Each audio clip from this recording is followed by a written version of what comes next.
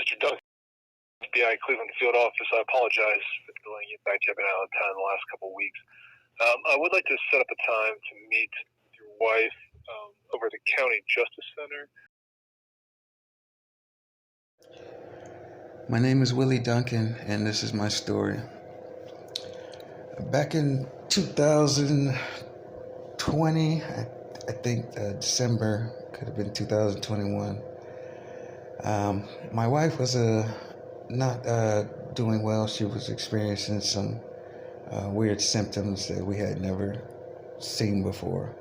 So we went to University Hospital to see what was going on in Cleveland on Euclid Avenue. When we get to the hospital, we signed in and told the registered nurse all the symptoms my wife was having. I told the registered nurse that I wanted to go in the back with my wife because she's not really good with words, so I wanted to explain to the doctor the symptoms that were going on. When she was called, we both got up to go back, but they told me because of COVID that only one person could go back, which kind of didn't make no sense to me, but I was like, okay, whatever. So I waited out in the lobby. About 25 minutes after waiting in the lobby, another nurse comes out and says everybody has to leave the lobby, which was about 3 people in the lobby. She said everybody has to leave. So I politely asked her, okay, when should I come back? Because my wife is here. And she said, I don't know, but you gotta leave. So I asked her if she could please go get someone who could tell me when to come back. She said, okay. So I'm sitting there. Another, looks like a doctor or someone high in staff comes down, but they got a police escort with them. So she walks up to me. She says, how can I help you? And I said, I just wanted to know, because this nurse says we all have to leave. I just wanted to know when to come back because my wife is here currently being seen. And she said, just come back in about an hour. And I said, okay, thank you. And then I said, could you tell me why you have a police officer standing next to you? And then the police officer said, for no reason. And I said, okay. Now, we're in Ohio. It's a pretty racist state, so I kind of expect things like that. So I left, and I came back an hour. I came back, sat down. My wife came out maybe 15 minutes later, and she had a paper with her. I looked on the paper, and it said sinus infection. So that was kind of odd to me. I'm thinking like, she's kind of, we explained to him that she's bipolar, and she was kind of being having frozen moments. I said, that's kind of weird that they would say it's a sinus infection. But I said, okay, whatever. And we left and went home. On the ride home, my wife was saying that they kept calling her Mister. And I was wondering, like, why would they do that? So when we got home, I looked on her wristband, and University Hospital had put on her wristband that she was a man. So I'm like, okay, maybe that's just the black service or whatever. That's just how it is. So as days, maybe 2 or 3 days went on, the symptoms kind of got a little worse. And I was just thinking, like, maybe this is the worst, a sinus infection can really do this to a person, maybe, and we'll just wait it out. But it turns out it wasn't a sinus infection. My wife actually had her first manic episode, and this hospital, with all its brilliance, didn't care to investigate, or, like I say, that's just the black treatment. So as time went on, it got a little worse, and one day after being up with my wife for 2 hours, for 2 days, I fell asleep about 5 in the morning, and she had walked out the house. I woke up about 45 minutes later, so around 6 a.m., and noticed she was gone. So I got dressed and went straight to the police station. And I got to the police station. They told me that they had found a woman laying down with bruises, and they took her to University Hospital. I was, relieved, but I was wondering about these bruises. So I went straight to the hospital. When I got to the hospital, a nurse came out and told me, that my wife, she wasn't in the right state of mind, but she had bruises. So until they figured out what was going on, I wasn't allowed to see her. So once again, I'm grateful that she's found and she's okay. And I'm also understanding that because she has these bruises, I can't see her. So I'm wondering, driving home, wondering, did anything happen to her when she left here? How did she get these bruises? So I drive back to the police station, and I go in the police station and I ask them, I said, well, can I have an incident report of, what happened? So the one officer, he talks to another officer in the back and comes back and says, the fire department handled this situation. We didn't handle it. So you have to go over to the fire department. So I walked over to the fire department, which is next door, and I asked them, I said, can I get an incident report of what happened with my wife? One of the fire people, he goes in the back, comes back, he said, I can't give you that report right now because it's being looked at internally. So I'm like, okay, this is more of this corruption that I'm used to in Ohio with everything. So I go back and to the police station. I said, well, I want to file a complaint. I said, I'm a former officer of Cuyahoga County Sheriff's Department, and the one thing I know that they always taught us in training is if you don't write it down, it didn't happen. So if you found a naked woman with bruises, somebody should have took a report, made an incident report, or documented something. And you guys in the fire department are telling me you don't have anything and you can't supply me with anything. So I like to file a complaint. So I guess that complaint made it to file 13 because I never got a response. And truthfully, I wasn't expecting a response. This is truly the most corrupt state in America. So I go back home and I'm out in the front yard for a second and I see the mayor coming down the street. I know his truck. He comes down the street and he looks at me and he's got the meanest look. You can imagine, almost like a gang or something rolling down on you or something, like Boys in the Hood or something. So I'm looking back at him like, what is he mean mugging me for? So, all this stuff going through my mind, I just say to myself, I just say, God, just work this out. So the next day I get a call from social services and they said they got an anonymous call from somebody of domestic violence in my house. I said, that's ridiculous. I said, I don't put my hands on women. I never have. I said, I don't do that. I said, but I understood because she had these bruises, like I say, at the hospital. So I understood the kind of process, but I was still not, trying to be involved with some BS. So I got off the phone with them. The next day, now I'm thinking in my mind when I got off the phone, like, who made this anonymous call? The mayor just came down here and mean mugging me. I'm up there trying to investigate what's going on. So all this is going through my head. So the next day, I'm outside. One of my friends come over, and I explain to him what happened. So they tell me that one of their friends had showed them a videotape of a woman being slammed by the police. And I'm like, you joking, right? And she's like, no. I said, call that person right now. She calls the guy. He comes over with the video, shows it to me, and I'm just like in disbelief.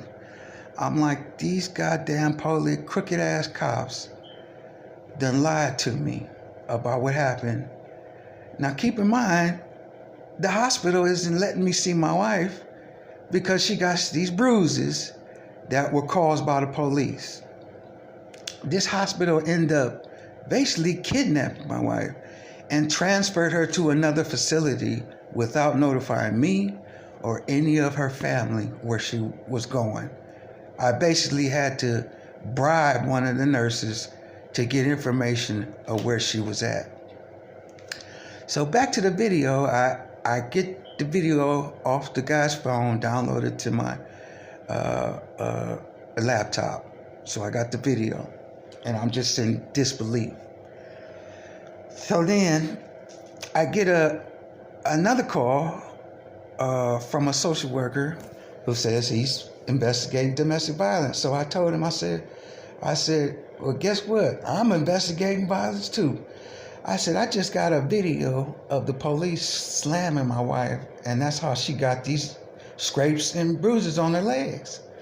So he says, send me that video. So I had put it on YouTube, so I sent him the link. About an hour later, he texts me back and says, investigating the police is above my pay grade. So at that point, I take a deep breath and realize I'm about to be framed for something that the police did in this crooked ass state. So I tell this social worker, cease and desist from all contact with me. Don't contact me anymore without a court order. The next day, this guy, he goes against what I said, and he comes over to my house with another individual who never identified himself, didn't have any identification on, and they both tried to block me from coming in my house. We almost had a problem. I had some words. They ended up stepping back down and allowing me to come into my house. I ended up filing a lawsuit against this social worker.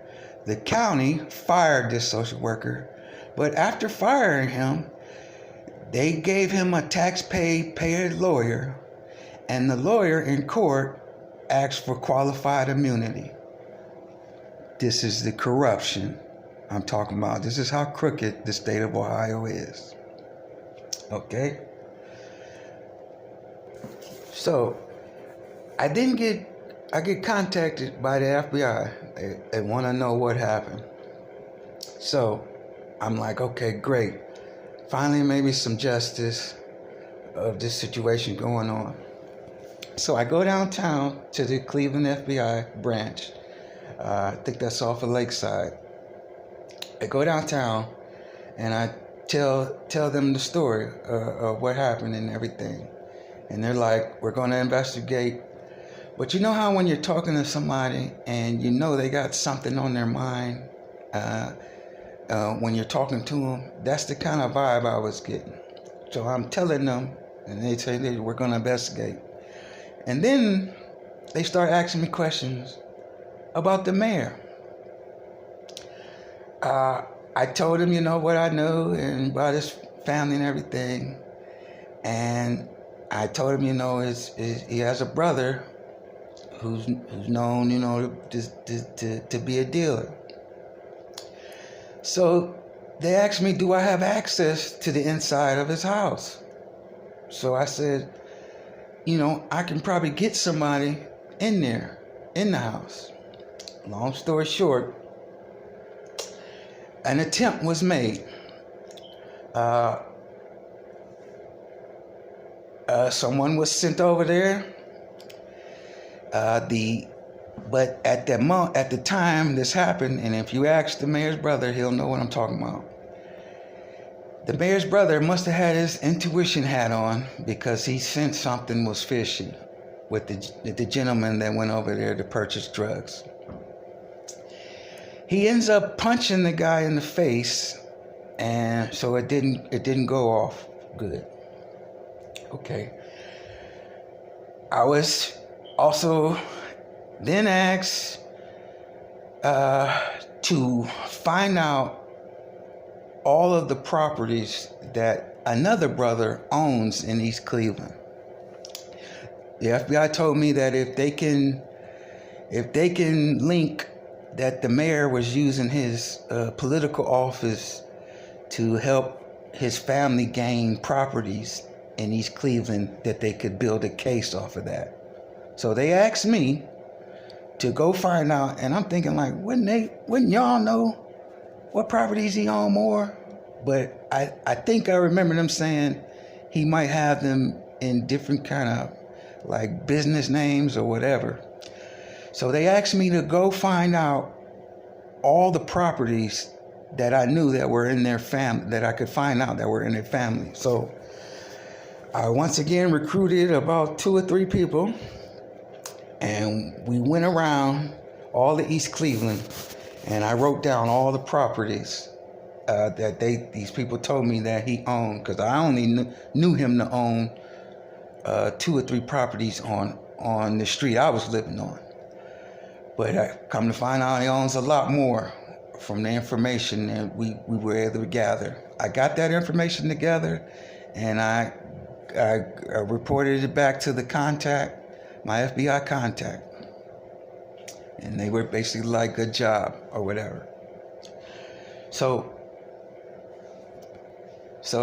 while I'm doing this, and I'm, risking my life and risking other people's life for the FBI, I'm thinking in my mind, well, they're going to get my wife justice, so I'm going to do this for them. At the same time, now, social services is on me. They go to East Cleveland City Schools, and they tell me that East Cleveland says my son has never been registered with them, when he has been registered with them for the last 4 years at that time, or 3 or 4 years. I got the paperwork with their insignia stamp that was mailed to me every year. So when they tell me this, that East Cleveland said they had no record of my son ever being there, I'm thinking, okay, this is part of the framing that they're going to try to, this is a corrupt state. They're going to try to lie and frame me and take me out some kind of way. So I gave the social worker the paperwork of all the signed, stamp, insignia work that I got back from the school. So she then takes it to the school, and I guess they're dumbfounded when she takes them the paperwork. So she realizes that they've either lost my son's records or something. This is all on audio, video, on YouTube. Okay, so I'm thinking, okay, I'm straight now. But Social Services, Cuyahoga County, actually filed a claim knowing that it was a lie. They filed a claim that my son hadn't been in school. They knew that was a lie, but they filed it anyway. Not only did they file that lie, but they also told the court that I had been hallucinating working with the FBI. Another lie.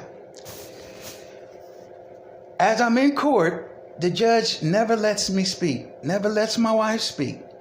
And she orders me to have a psychic evaluation because she says that she believes what Social Services says, that I made up the claim about working with the FBI. So at this point, East Cleveland Police starts now to turn up the heat on me. They come. Now, I've got 6 neighbors who we all park in the yard because the city of East Cleveland can't afford street lights.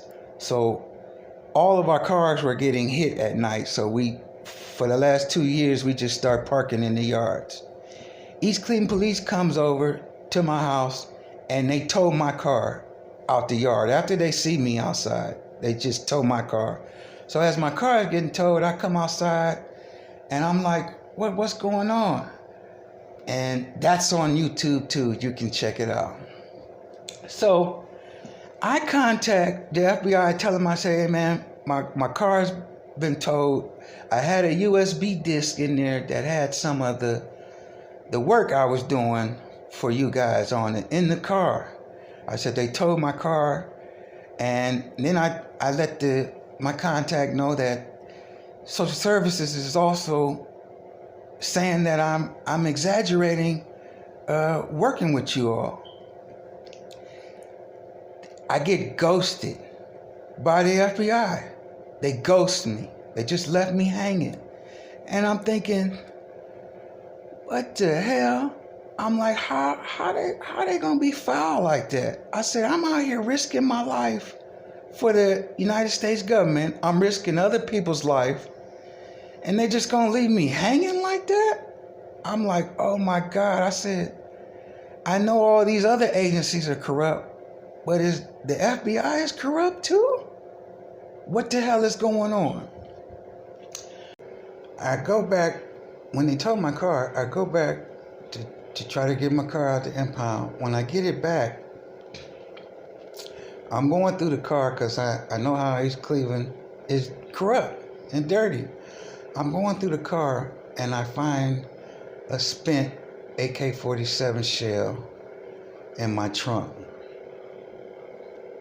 I honestly believe they were going to pull me over and try to frame me and have me locked up for some time for this shell in my trunk.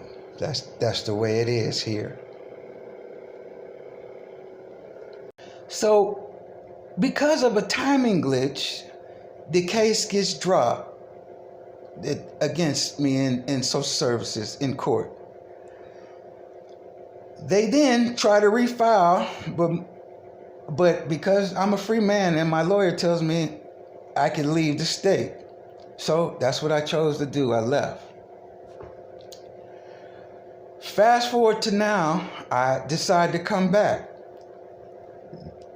They show up at where my new residence and say they got an anonymous call again on me. They follow that up with saying my son isn't registered for school.